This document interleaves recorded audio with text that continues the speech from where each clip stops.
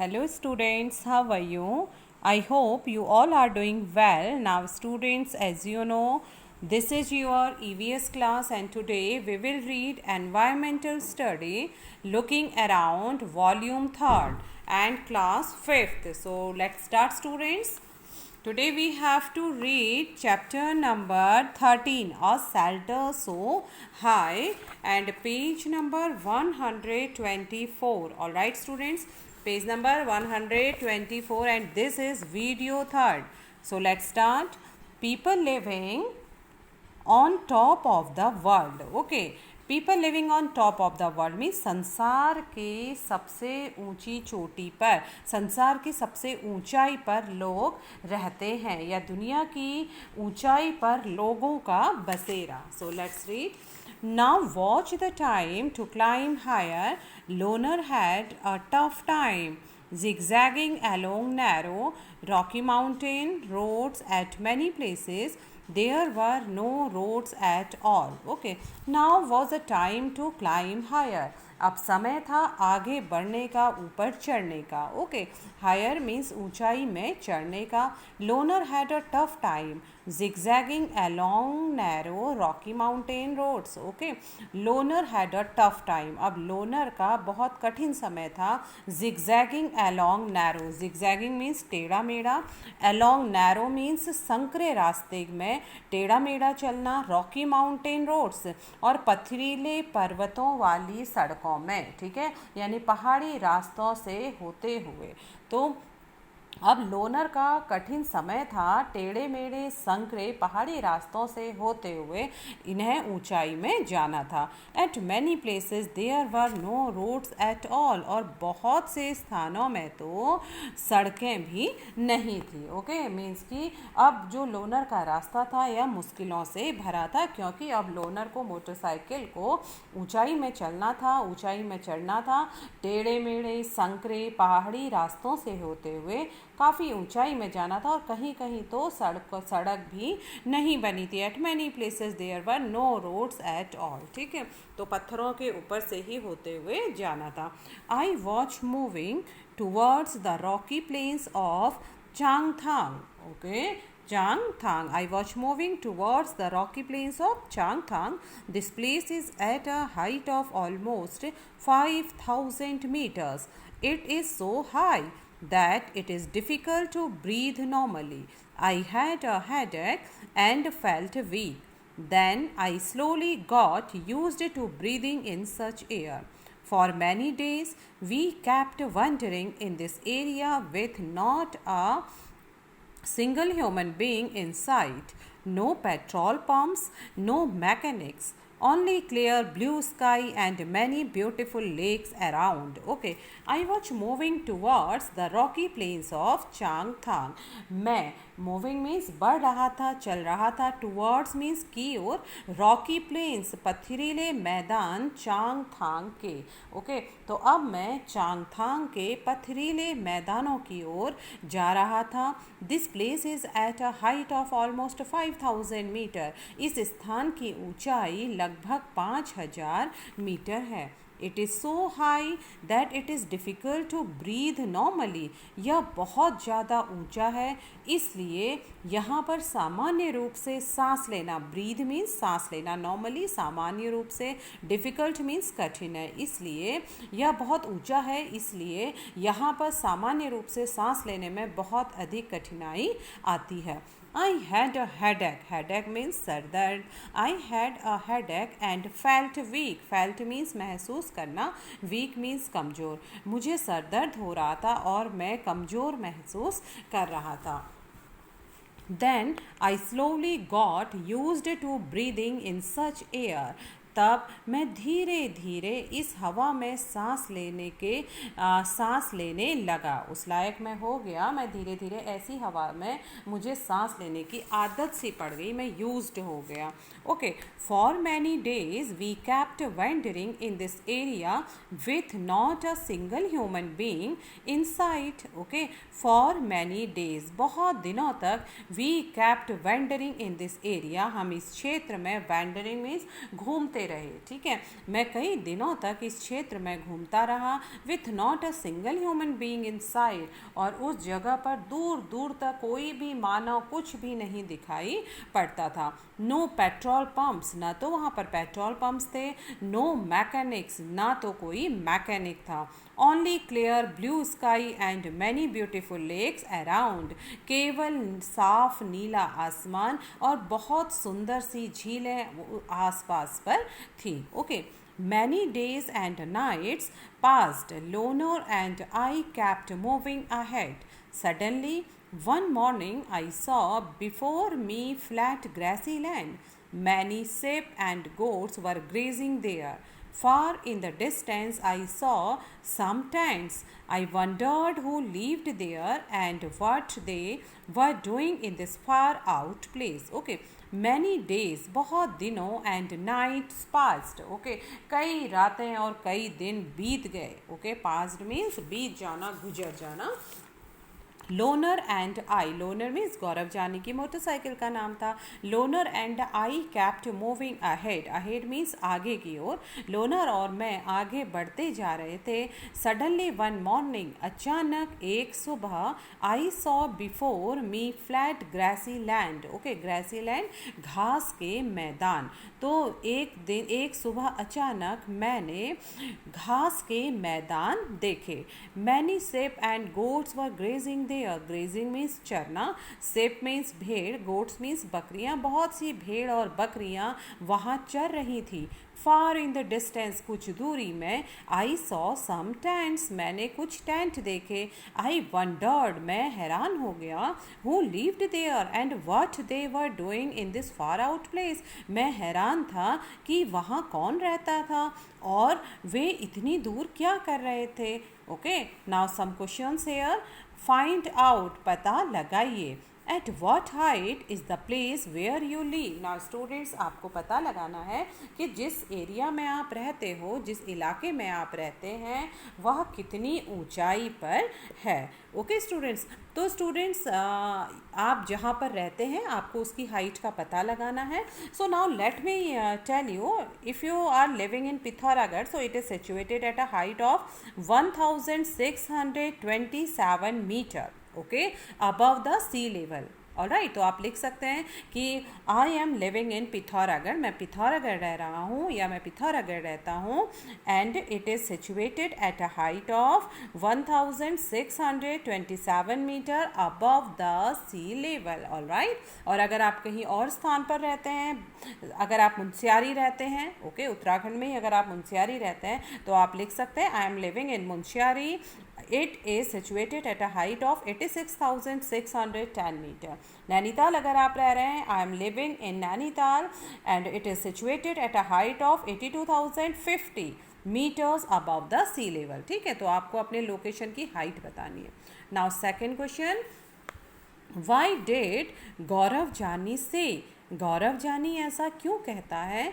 This place is so high that it is difficult to breathe normally, यह स्थान बहुत ऊंचा है इसलिए यहाँ पर सांस लेने में कठिनाई होती है। जैसे कि आपने अभी ऊपर पैराग्राफ्स में पढ़ा था कि गौरव जानी जब ऊपर की ओर चढ़ाई कर रहा था, ऊपर की ओर जब जा रहा था चांगथांग के पहाड़ी मैदानों की ओर, तो उसने क्या बोला था, उसने कहा इट इज़ सो हाई। देखिए यहाँ पर लिखा है it is so high that it is difficult to breathe normally. तो गौरव जानी ने ऐसा क्यों कहा कि यह स्थान बहुत ऊंचाई पर है और यहाँ पर सांस लेने में बहुत कठिनाई होती है। तो स्टूडेंट, जैसा कि हमने आपको चैप्टर के स्टार्टिंग में भी एक्सप्लेन किया था कि जहाँ पर जैसे जैसे हम एल्टीट्यूड, हाई एल्टीट्यूड की ओर चलते रहते हैं, मीन्स हम जितनी ऊंचाई की ओर जाएंगे वहाँ पर हवा उतनी ही कम होगी। ओके, और the level of oxygen in air becomes less. ठीक है, और जो हवा में ऑक्सीजन का जो लेवल होता है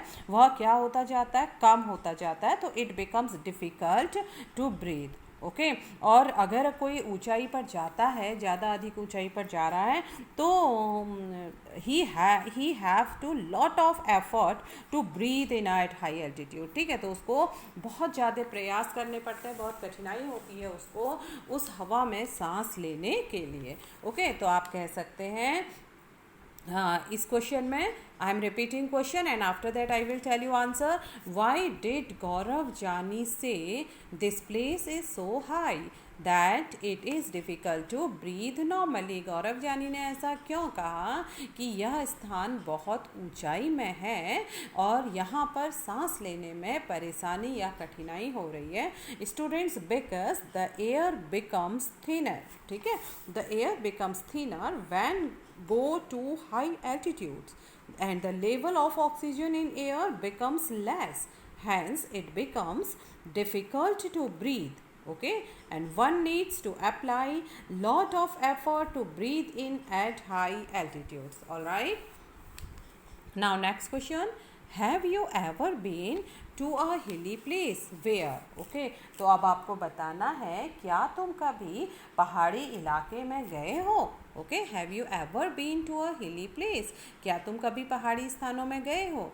वेयर, अगर गए तो कहाँ गए. ओके स्टूडेंट, सपोज स्टूडेंट्स अब दिस आंसर आप अपने अकॉर्डिंग इस आंसर को बोलेंगे.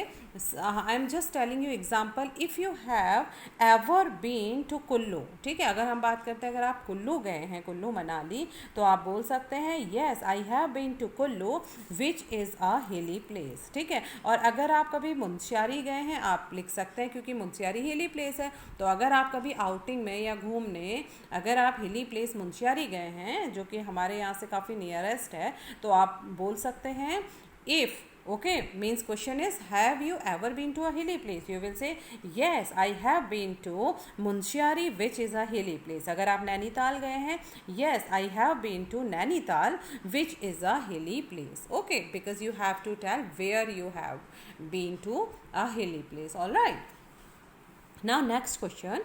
At what height was it? Did you have any difficulty in breathing there? अब आपको बताना है कि जिस स्थान पर आप जिस पहाड़ी क्षेत्र पर आप गए थे तो वहाँ की हाइट कितनी थी. At what height was it?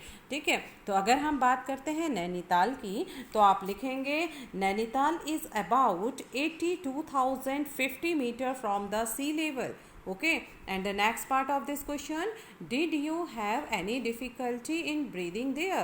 क्या आपको वहाँ पर सांस लेने में कोई डिफ़िकल्टी हुई?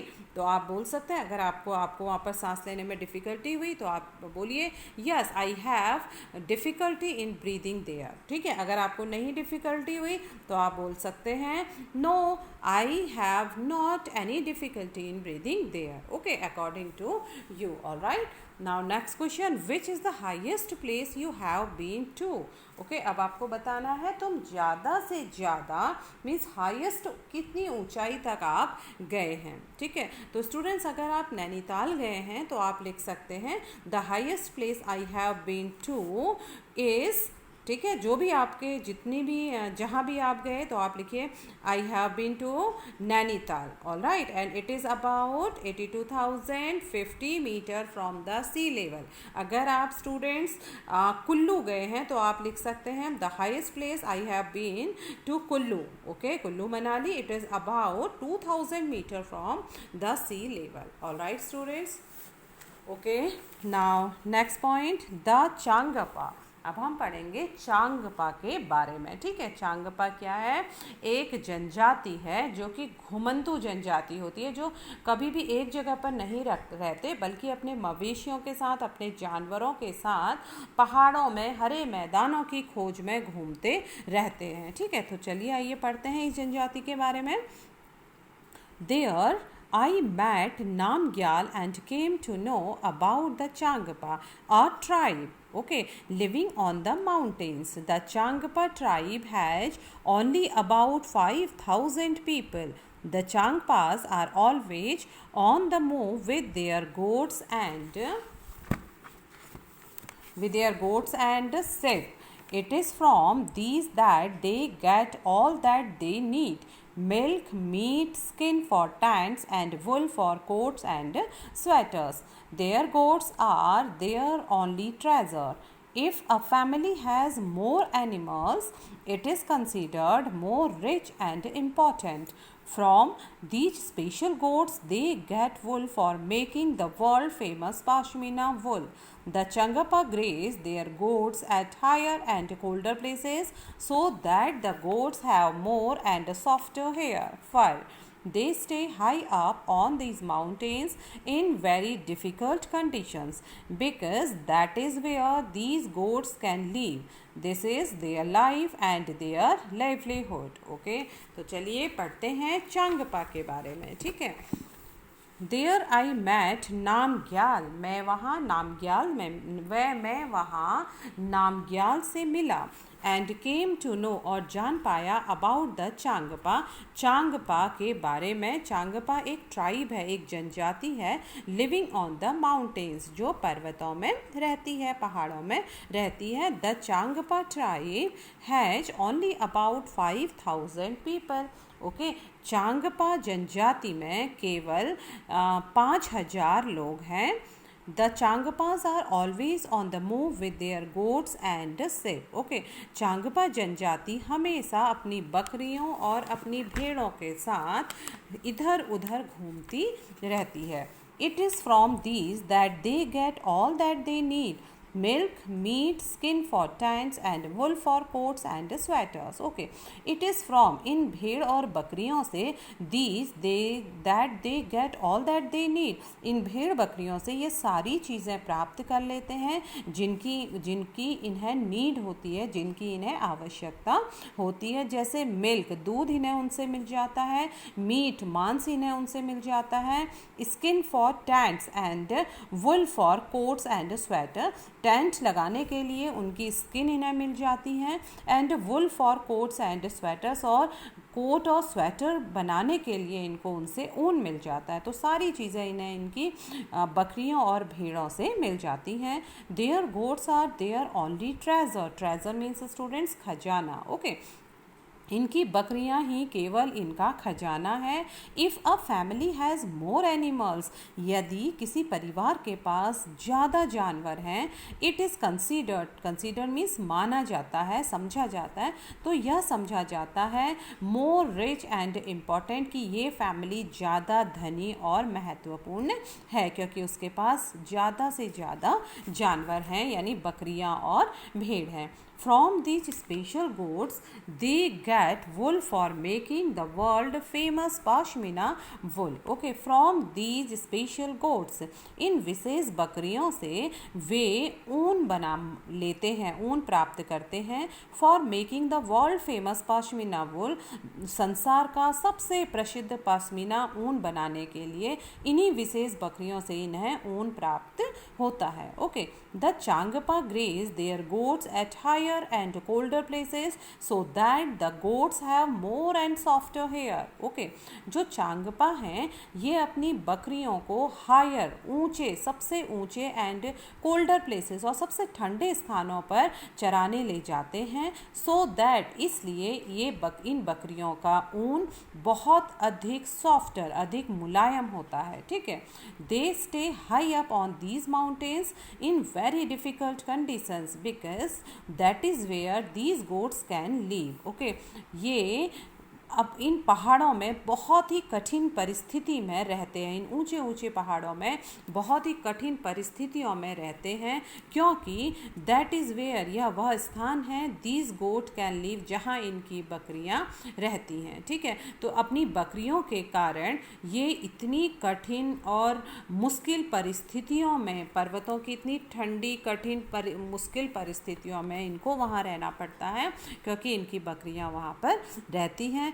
This is their life and their livelihood, यही इनका जीवन है और इनकी आजीविका है. Okay, I was carrying very little of my belongings on my motorcycle, but the Changpas carry everything that they own on their horses and yaks. It takes them only 2.5 hours to pack everything and move ahead.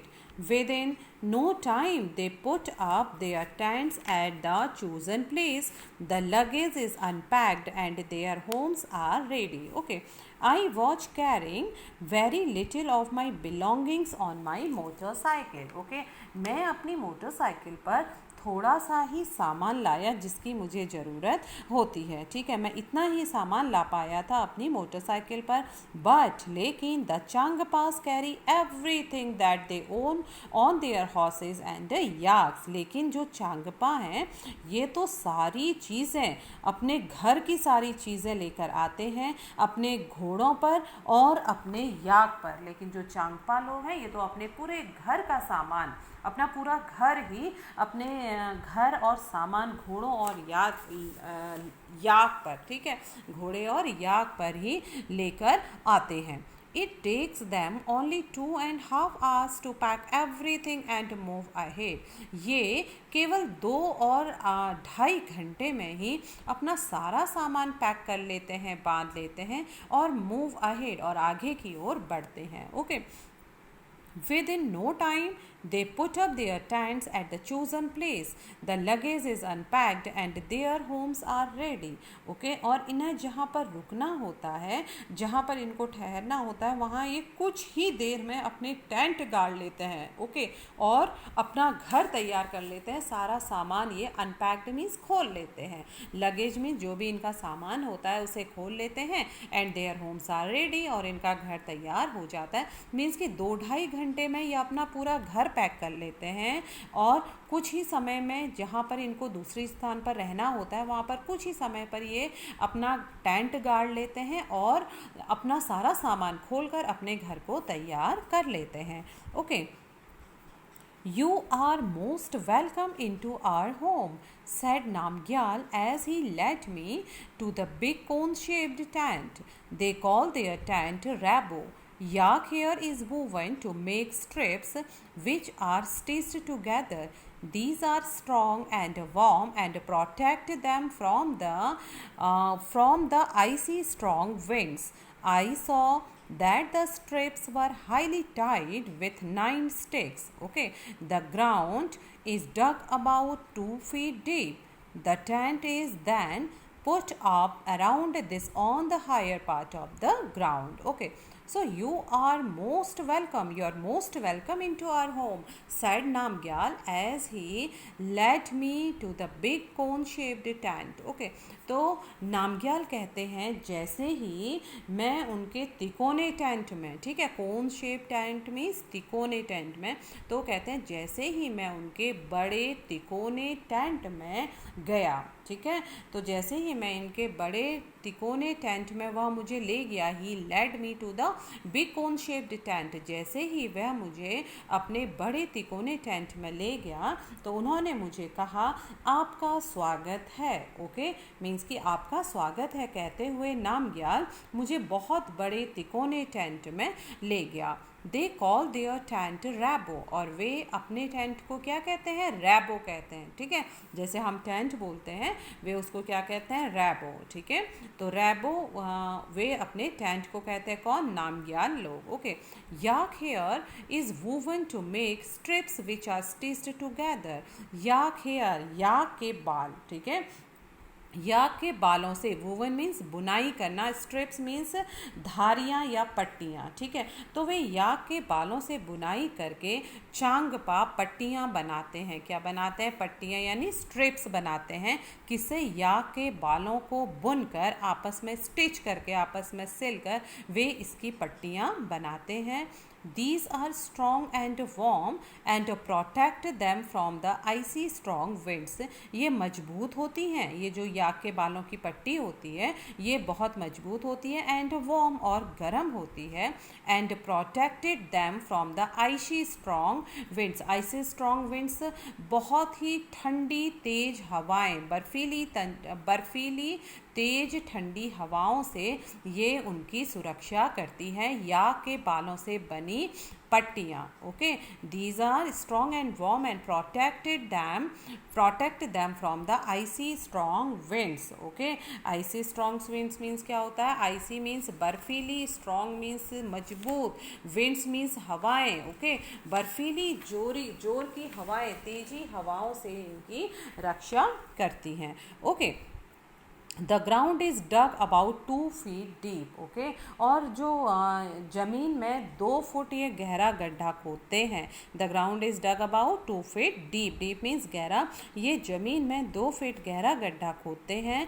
The tent is then put up around this is on the higher part of the ground. और फिर ये क्या करते हैं? The tent is then put up around, और फिर उस 2 feet गहरी जो गड्ढा होता है उसके चारों ओर ये on the higher part of the ground, जमीन के ऊंचे भाग में उसके चारों ओर ये फिर अपना टेंट गाड़ते हैं। तो क्या करते हैं? टेंट लगाने से पहले जमीन में 2 फुट गहरा गड्ढा खोदते हैं, फिर गड्ढे के आसपास की ऊंची जमीन पर, ठीक है, फिर गड्ढे के आसपास की ऊंची जमीन पर ये टेंट लगाते हैं। इस प्रकार इनका घर बन जाता है, जो कि ये कुछ ही देर में अपना घर बनाते हैं और फिर कुछ समय वहाँ पर रहकर फिर दूसरी जगह पर ये अपना टेंट लगाते हैं और वहाँ से चले जाते हैं। और इस टेंट को नामग्याल लोग क्या कहते हैं? रैबो कहते हैं। All right students, so now today's class is over. All right students, tomorrow I will be back with next video of this chapter. So till then students, take care, stay happy, stay safe, bye bye, have a nice day.